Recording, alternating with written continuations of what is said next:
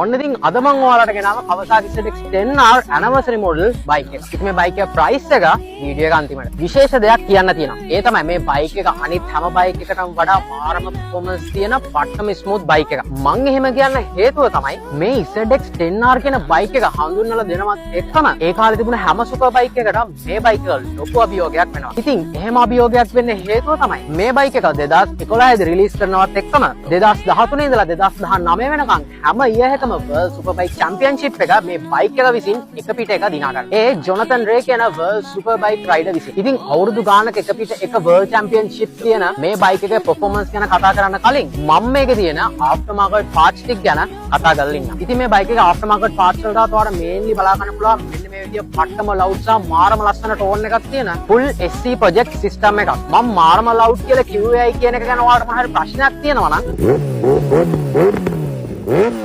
ඉතින් ඒ වගේම තමයි මේකේ තවත් මේන් aftermarket part එකක් විදිහට අපිට front and rear දෙකේම O'Higgins suspension බලා ගන්න පුළුවන් වගේම තමයි මෙන්න මේ විදිහේ O'Higgins electric damp එකක් මෙන්න මේ විදිහේ carbon fiber visor එකක් radiator guard එකක් එක්කම Striker brand එකෙන් මෙන්න මේ විදිහේ foot pegs නුත් තියෙනවා. ඉතින් ඔහොම අපි මේ බයික් එකේ front එකටත් ගියොත් ඔයාලා මේ බයික් එක දිහා හොඳට බලුවා නම් ඔයාලට බලා ගන්න පුළුවන් නැති. මෙන්න මේ විදිහේ golden flower disc දෙකක් එක්කම Tokico කියන brand එකේ ABS brake system එකක්. ඉතින් 999cc engine එකක් එන මේ යකාගේ max power එක RPM 13000කදී horse power 197ක්. ඉතින් කොහොම අපි මේ බයික් එක mileage එකට ගියත් ඔයාලට බලා ගන්න පුළුවන්. මේ බයික් එක කිලෝමීටර් 5153ක් දුවලා තියෙනවා. ඉතින් කොහොම අපේ බයික් එකේ tyre conditions වලට ගියත් ඔයාලට බලා ගන්න පුළුවන්. front tyre එක අපිට 95ක best condition එක බලා ගන්න පුළුවන් වගේම තමයි අපි ඔහොම පිටිපස්සට ගියොත් පිටිපස්සේ tyre එකත් අපිට 95ක condition එක බලා ගන්න පුළුවන්. ඉතින් දැන් අපි මේ යකාගේ smoothness එක check කරන්න කලින් මම ඔයාලට මේ බයික් එකේ price එක කියලා ඉන්නම්. ඉතින් මේ Kawasaki ZX-10R අපි මේ බයික් එකේ smoothness එක check කරලා බලමු.